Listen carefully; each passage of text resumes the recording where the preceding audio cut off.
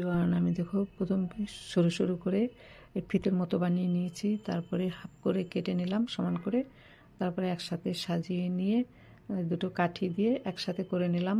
দেখো একসাথে ভালো করে আটকে নিয়ে এবার রাউন্ড করে একটা একটা করে এইভাবে আমি একটা করে ফুল বানিয়ে দিলাম।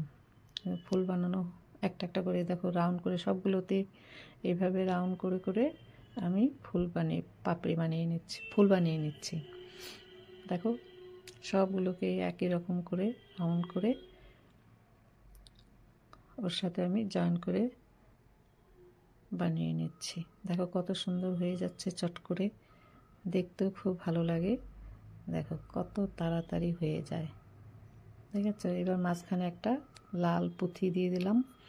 দেখো কত সুন্দর হয়ে গেল দেখতে। ভালো লাগলে লাইক, শেয়ার, কমেন্ট, সাবস্ক্রাইব করতে ভুলবে না।